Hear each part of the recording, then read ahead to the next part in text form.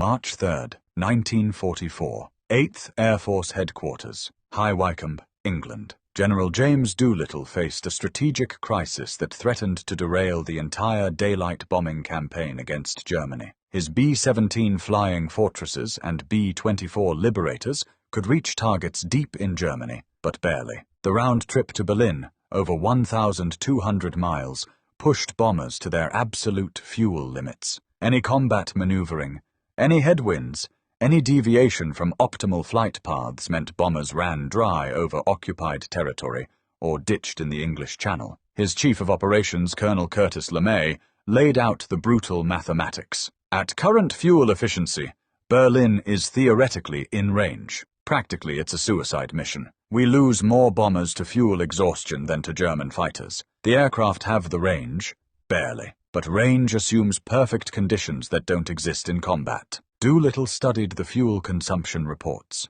The Wright R-1-820 engines powering the B-17 as consumed 100-octane aviation gasoline at rates that limited combat radius to approximately 600 miles with bomb load. Berlin was 600 miles from English bases, meaning bombers could reach the target with no fuel margin for combat or weather contingencies. What about increasing fuel capacity? Doolittle asked. We've maximized internal tanks and added every possible auxiliary tank the airframe can carry, LeMay replied. The limiting factor isn't fuel storage, it's fuel efficiency. The engines burn what they burn. We can't change the laws of thermodynamics. But 4,000 miles away, in a laboratory in Baytown, Texas, a Standard Oil chemist named Robert Reagan was about to prove that the laws of thermodynamics had more flexibility than anyone had imagined. Within 6 months, Reagan's impossible fuel blend would extend bomber range by 30%,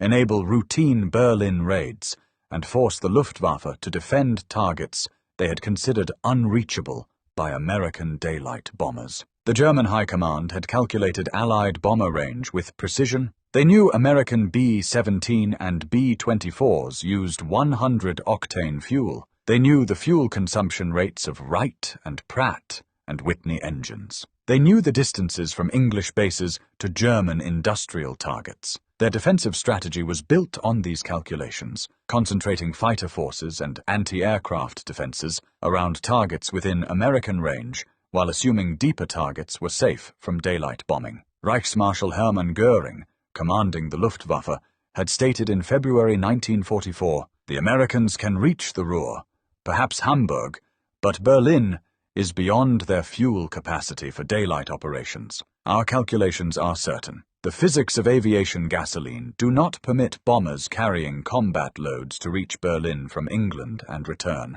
We must defend the western approaches, but the capital is secure from American daylight bombing." Göring's confidence was based on solid engineering data. Aviation gasoline in 1944 was standardized at specific octane ratings: 87, 91, or 100. Higher octane allowed higher engine compression ratios and more power, but 100 octane was considered the practical maximum. Fuel chemistry was well understood. The relationship between octane rating, engine performance, and fuel consumption was established science. What neither Göring nor most petroleum engineers understood was that a Standard Oil researcher in Texas was about to demolish these assumptions through a breakthrough that petroleum chemistry theorists had declared impossible. Robert Reagan had joined Standard Oil in 1938 after completing his doctorate in organic chemistry at MIT. By 1943, he was leading the company's aviation fuels research division in Baytown,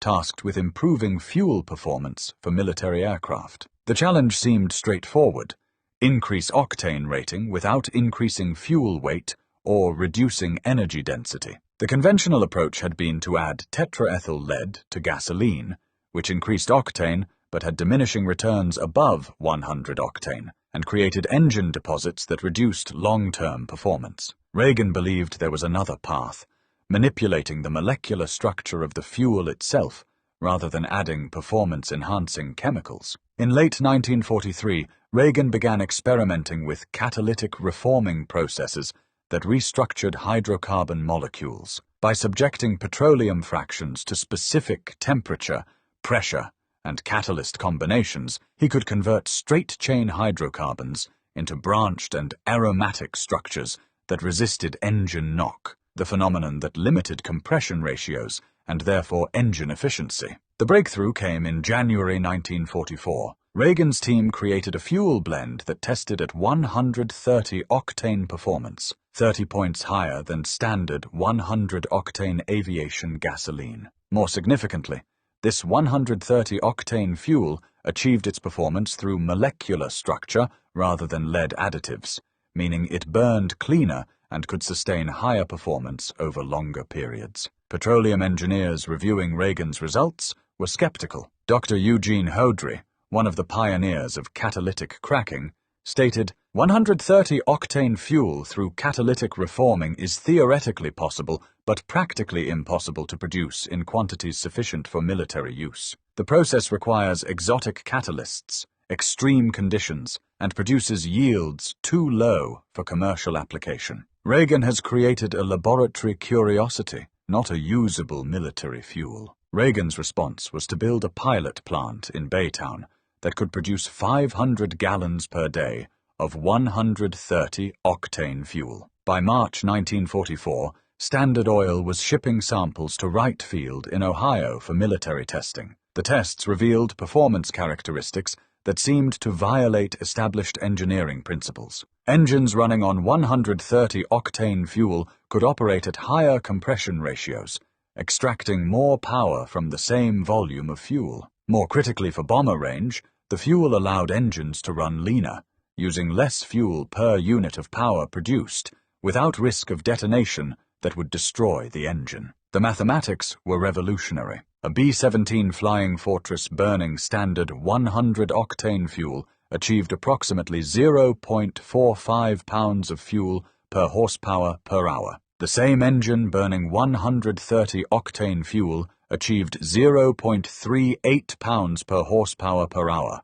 a 15% improvement in fuel efficiency. When combined with the ability to run higher compression ratios that increased power output, the net effect was approximately 30% range extension. General Doolittle received the Wright Field test results in April 1944 with a mix of hope and skepticism. If this fuel performs as tested, it changes everything. Berlin becomes a routine target.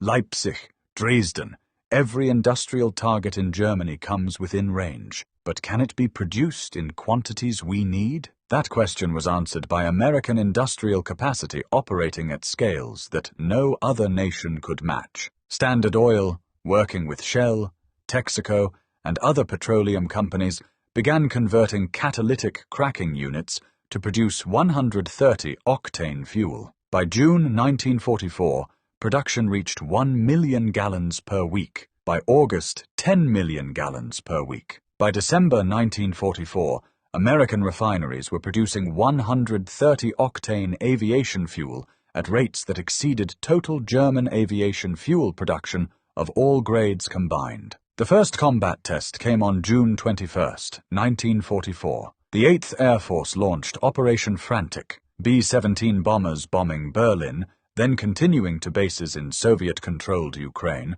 a 1,400-mile flight that was impossible with 100 octane fuel. 72 B-17s made the flight using 130 octane fuel, demonstrating range that German intelligence had calculated as impossible. Luftwaffe headquarters received reports of the Berlin raid with confusion and alarm. The bombers had flown farther than fuel calculations permitted. Intelligence officers initially speculated that the Americans had established secret forward refueling bases or were using one-way suicide missions. The alternative, that American bombers had somehow gained 30% additional range, seemed impossible. Oberst Adolf Galland, commanding the Luftwaffe fighter forces, demanded immediate investigation. Captured American aircraft were examined for additional fuel tanks or modified engines. None were found. The bombers were standard B-17Gs with standard fuel capacity, yet they had flown distances that violated all calculations.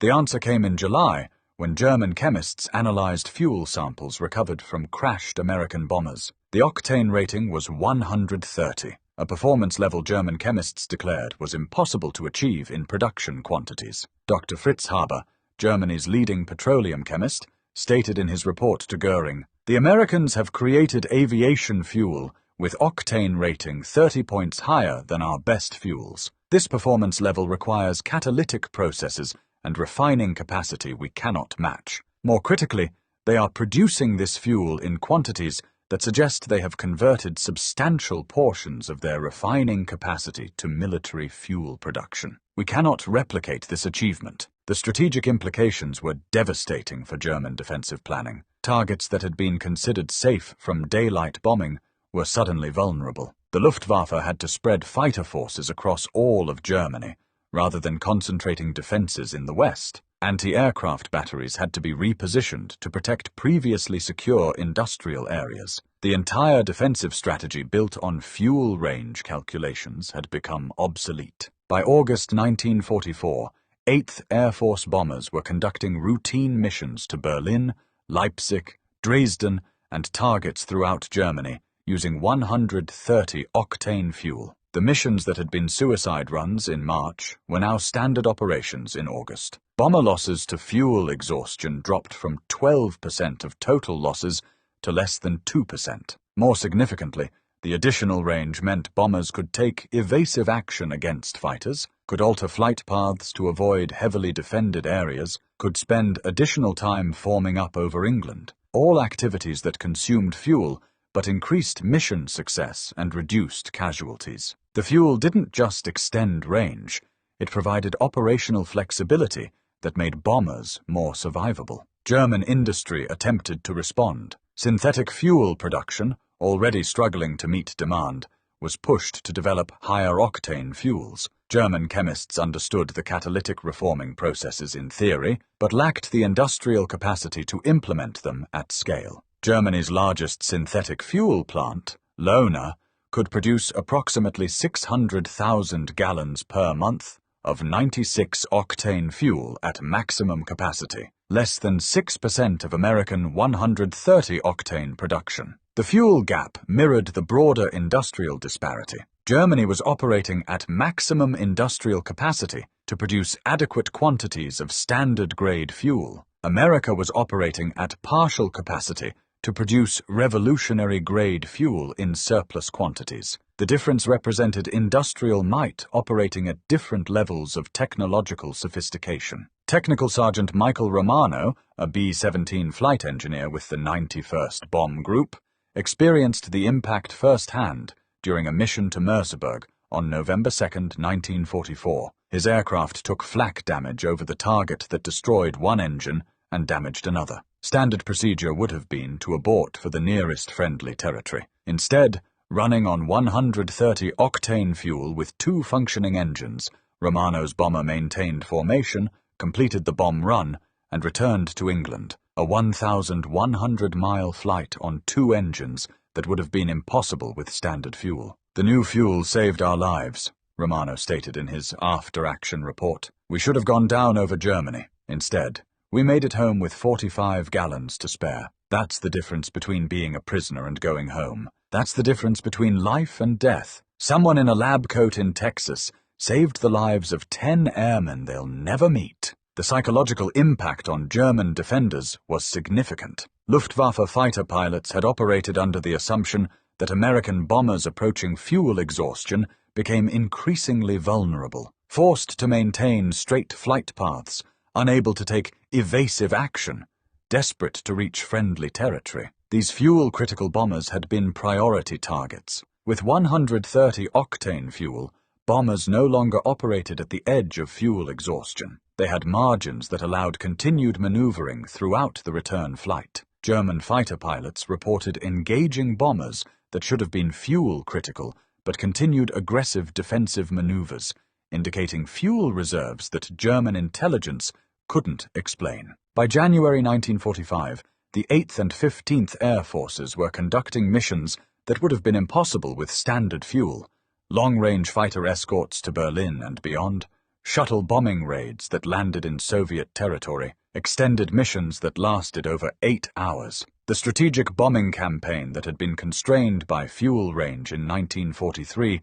was now limited only by aircraft and crew availability. The scale of American 130-octane production defied German comprehension. By war's end, American refineries had produced over 600 million gallons of 130-octane aviation fuel, more than double the total aviation fuel production of all grades that Germany achieved during the entire war. The catalytic reforming capacity that German chemists had declared impossible to achieve at production scale was operating at levels that exceeded Germany's theoretical maximum production capacity. Robert Reagan's breakthrough had practical implications beyond bomber range. Fighter aircraft using 130-octane fuel achieved similar performance improvements.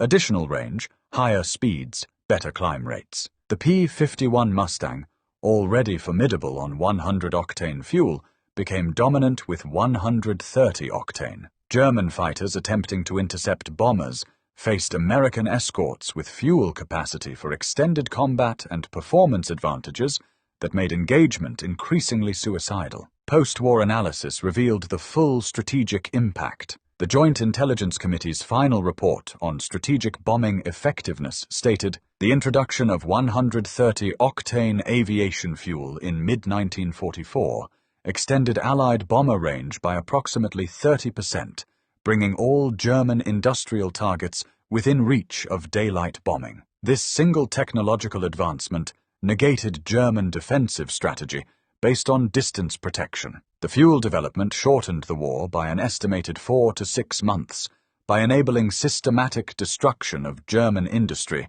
throughout 1944 to 1945 rather than just Western Germany." Hermann Göring, interrogated after Germany's surrender, acknowledged the impact. "When American bombers began reaching Berlin routinely, we knew something fundamental had changed. Our calculations showed such missions were impossible with known fuel technology. The Americans had achieved what our chemists said couldn't be done, producing high-performance fuel in quantities we couldn't match. This wasn't just better fuel. It was proof that American industrial capacity operated at technological levels we couldn't approach." Dr. Fritz Haber, the German chemist who had analyzed captured American fuel samples, provided the technical perspective in post-war interviews. Reagan's catalytic reforming process was elegant chemistry applied with brutal industrial force. The process itself was sophisticated. We understood the chemistry, but implementing it required refining capacity, catalyst production, quality control, and distribution systems at scales Germany couldn't achieve. One American chemist in Texas, supported by American industrial capacity, accomplished more than our entire petroleum research establishment could match. The irony was that German chemists had invented catalytic cracking processes before American researchers. German scientists understood aromatic hydrocarbons and octane chemistry as well as anyone, but understanding the chemistry and implementing it at industrial scale were vastly different challenges. Germany had the knowledge. America had the industrial capacity to transform knowledge into millions of gallons of revolutionary fuel. Robert Reagan received limited recognition during the war.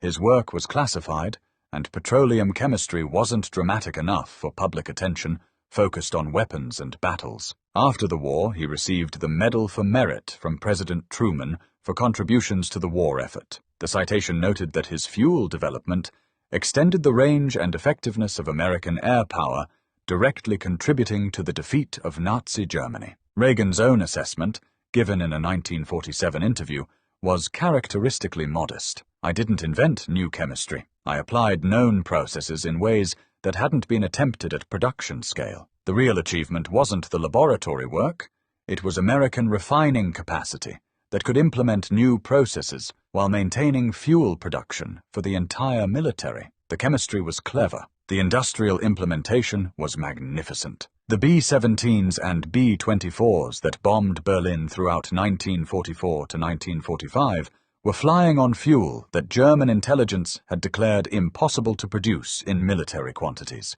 Each mission represented not just bomber crews and aircraft, but an entire industrial supply chain, from Texas refineries to English airfields, operating at technological and logistical levels that Germany couldn't match. General Curtis LeMay, who had struggled with fuel range limitations in early 1944, reflected after the war, "We won the air war with a lot of things. Brave crews, good aircraft, superior numbers, but we won because of things people don't think about, like fuel. Robert Reagan gave us 30% more range. That doesn't sound dramatic compared to a 1,000-bomber raid, but that 30% meant we could reach every target in Germany. It meant bombers could maneuver in combat. It meant fighters could escort all the way to Berlin and back. Chemistry won battles that never happened because Germans couldn't defend targets they thought were out of range." The final statistics told the story of revolutionary fuel enabling revolutionary strategy. In the first 3 months of 1944, before 130 octane fuel, the 8th Air Force conducted 14 missions to Berlin, with average bomber losses of 9% per mission. In the final 3 months of 1944, with 130 octane fuel, the 8th Air Force conducted 52 missions to Berlin, with average losses of 2.8% per mission. The fuel didn't just extend range, it saved lives by providing operational margins that allowed evasive maneuvers and tactical flexibility. German soldiers defending Berlin in 1945 looked up at American bombers overhead and understood they were witnessing not just military defeat, but industrial annihilation. The bombers shouldn't have been there. German calculations, German chemistry, German understanding of fuel technology said those bombers couldn't reach Berlin with combat loads and return to England. But they did, every day, sometimes twice daily, because an American chemist in Texas had created impossible fuel, and American industry had produced it by the hundreds of millions of gallons, and American bombers had flown farther than physics supposedly allowed. The German generals who had based defensive strategy on fuel range calculations learned the hardest lesson of industrial warfare. Calculations based on known technology become obsolete when the enemy invents new technology and implements it at industrial scale before you understand what happened. One chemist's breakthrough, multiplied by American industrial capacity.